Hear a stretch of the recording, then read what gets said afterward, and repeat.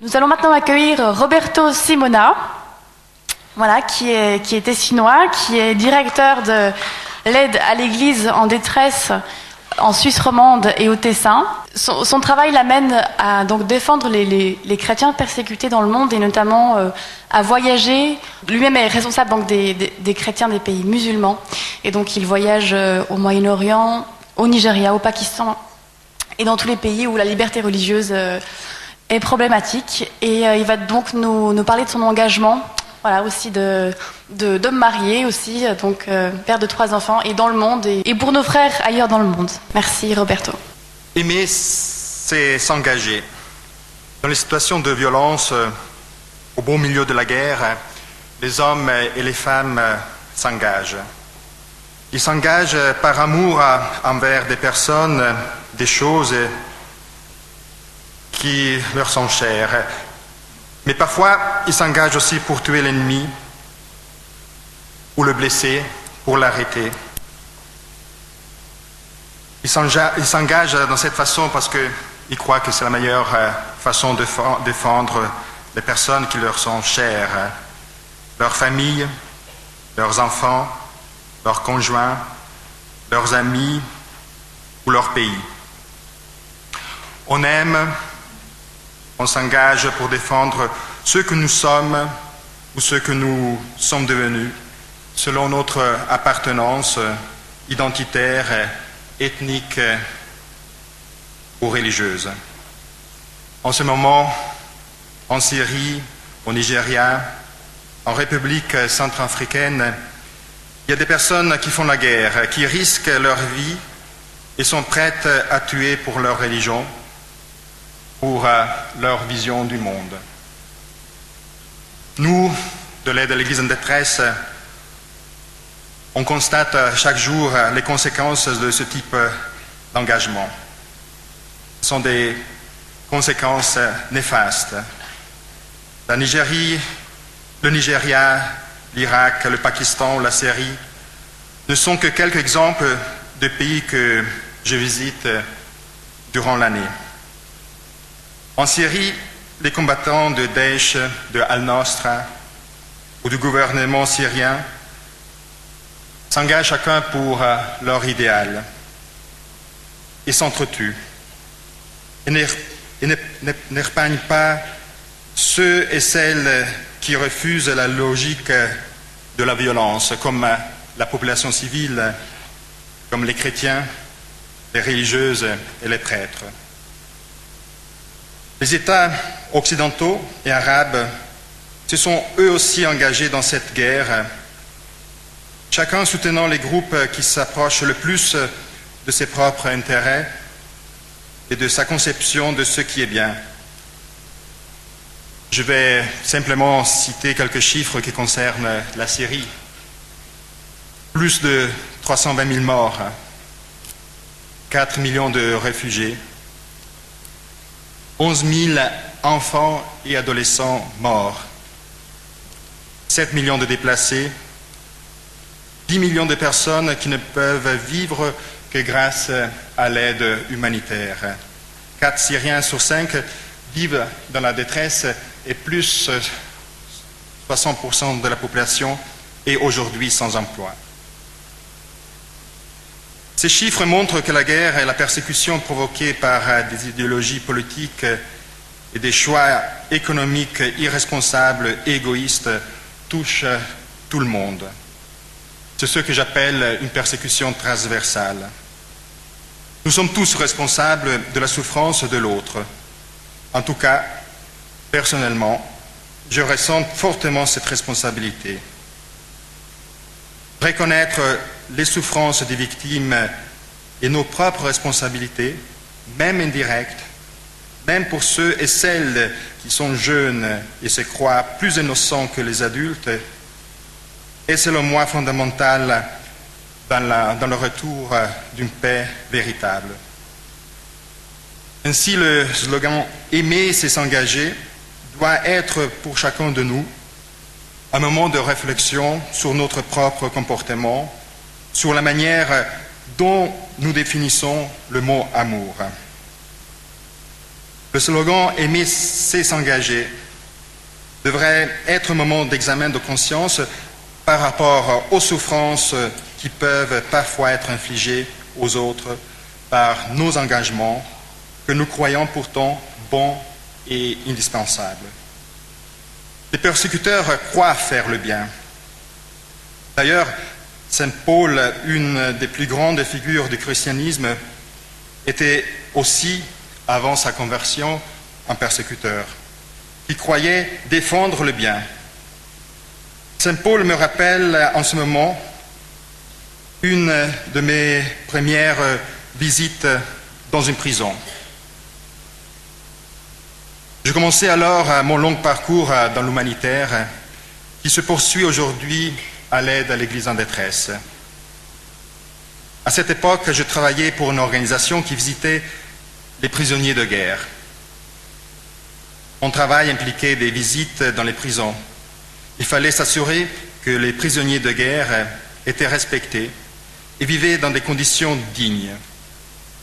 Je me rappelle très bien la première fois où j'ai rencontré des prisonniers qui ont été torturés. C'était ma première mission dans un pays en guerre et une des premières fois où je devais discuter de ces graves violations avec les officiers de la prison. Eux-mêmes, ces officiers de la prison, les persécuteurs, vivaient dans une situation de guerre civile, d'insécurité et de détresse économique. Eux-mêmes avaient une famille, des enfants, le souci de les nourrir et de les protéger. De mon manque d'expérience, ma rencontre avec ces officiers a été pour moi un des moments les plus durs de mon parcours professionnel. Après que j'ai exposé le caractère inadmissible des actes de torture sur les prisonniers, un des responsables n'a pas hésité à m'accuser d'angélisme.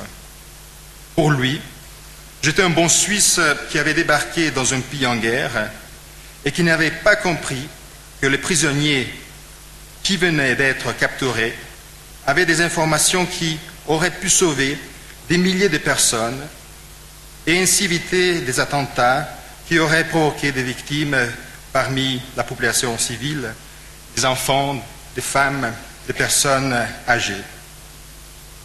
Ironie de l'histoire, le slogan choisi cette année par Prier, témoigner ressemble à une phrase qu'un de ses officiers m'a jetée à la figure en me congédiant après la réunion. Du but est d'histoire. Aimer, c'est s'engager. Mais dans leurs reproches, les officiers avaient vu juste sur une chose. Je me trouvais dans un pays étranger. Je ne portais pas le souci de devoir défendre des personnes qui m'étaient chères et proches. Et pourtant, leur lien affectif avec la cause pour laquelle ils combattaient ne pouvait pas justifier leur comportement. Je le sentais. Sinon, l'idéal que je poursuivais en m'engageant dans l'humanitaire aurait pu et dû s'arrêter après cette visite. Est-il possible de faire du bien à travers le mal que tu infliges quand tu dois protéger celles et ceux que tu aimes? La question n'est pas nouvelle.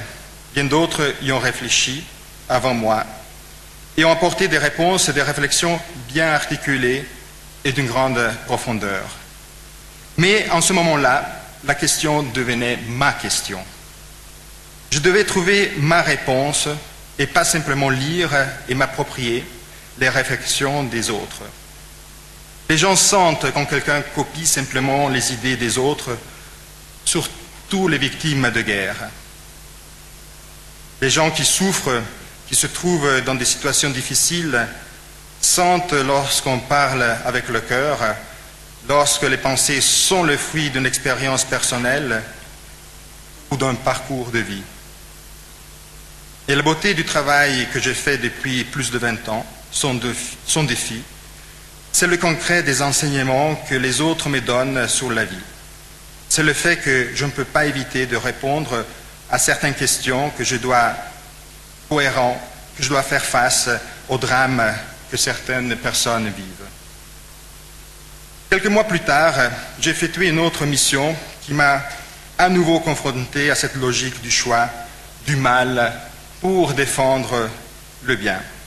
J'étais en Afrique pour visiter des prisonniers de guerre ayant participé à des tueries de masse. Parmi les prisonniers, il y avait une femme que j'ai eu l'occasion de rencontrer plusieurs fois et qui s'était rendue coupable des pires horreurs.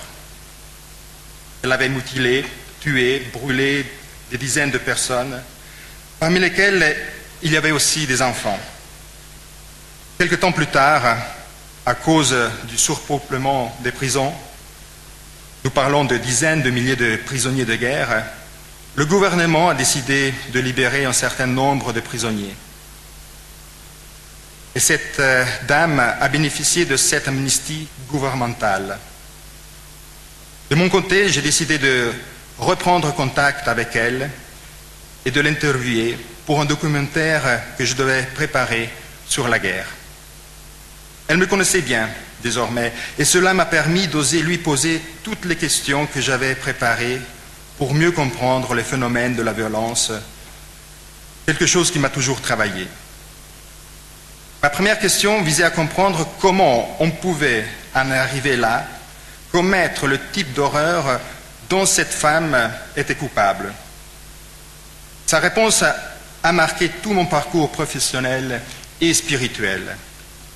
Elle m'a répondu, je cite, « Cher Roberto, toi aussi tu serais capable de commettre les mêmes atrocités, comme d'ailleurs toute autre femme et tout autre homme. » Fin de citation. Bien sûr, tout le monde ne sombre pas dans des formes de violence extrêmes, comme c'est souvent le cas dans les contextes de guerre et de conflits entre personnes. Certes, il est important de reconnaître le risque que nous avons de nous transformer en persécuteurs potentiels. Mais ce constat ne suffit pas. Ayons aussi le courage de nous demander ce qui fait que nous pouvons passer à l'acte, sombrer dans ces extrémités, comme cette femme, comme ces milliers de personnes qui tuent ou blessent en croyant de faire le bien et de défendre le bien. Avant tout, je crois que nous devons être convaincus que les principes universels et pour nous, chrétiens, les enseignements de l'Évangile ne peuvent jamais devenir des exceptions. Ils ne sont pas négociables. C'est dans les situations de crise que leur application leur donne tout leur sens. Et je ne parle pas seulement des pays en guerre. Je me réfère aussi aux situations que nous pouvons vivre ici en Suisse, dans notre famille, dans la société, à l'école. Comment arriver à défendre le bien par le bien, sans céder à la violence? Est-ce encore possible dans le monde d'aujourd'hui? Je voudrais vous partager la réponse que m'a donnée une femme irakienne rencontrée lors de ma dernière mission au Moyen-Orient. À cause des djihadistes, cette chrétienne a perdu tout ce qu'elle avait de plus cher. Ses parents, qui ont été tués, son travail, sa maison. Elle a été frappée, torturée, avant de pouvoir s'échapper avec d'autres victimes de la folie des djihadistes. Une année après cette expérience, elle montrait quelques signes de récupération, malgré les conditions dans lesquelles elle vivait. Elle est toujours encore réfugiée au Kurdistan irakien, et sa survie dépend de l'aide fournie par des organisations comme la nôtre, l'aide à l'Église en détresse. Voici donc ce que cette femme m'a confié, je cite, « Les paroles de l'Évangile sont à prendre au sérieux. Il faut essayer de s'approprier le message du Christ lorsque nous vivons dans la paix, dans la prospérité, comme chez vous en Suisse ou comme c'était le cas chez nous en Irak. Sinon, la probabilité est trop grande que nos penchants les plus brutaux l'emportent sur nos idéaux chrétiens et sur le témoignage que nous sommes appelés à donner au monde. Fin de la citation. C'est vrai, au moins dans mon expérience, l'Évangile, la Bible dans son ensemble contiennent des pages et des enseignements d'une force unique. Et les propos de cette Irakienne nous interpellent. Ils nous poussent à connaître le Christ, à une lecture quotidienne du Nouveau Testament, car l'appropriation des comportements et de valeurs que le Christ nous demande nécessite du temps. Ouvrez et lisez l'Évangile. Ouvrir l'Évangile signifie devenir plus attentif envers celui qui est à nos côtés. Violence et Évangile ne vont jamais ensemble. Et le temps qui nous est donné n'est pas infini. Je m'en rends compte durant chaque mission lorsque je suis confronté à la mort dans les pays en guerre. Aimer, c'est engager, mais la responsabilité en incombe à chacun de nous, jeunes ou moins jeunes. Faire le choix clair d'aimer selon l'appel de l'Évangile, plutôt que le chemin hasardeux qui dépend de nos propres émotions et des événements que nous vivons au quotidien. Aimer, c'est s'engager et faire le choix de provoquer le bien par le bien. Merci.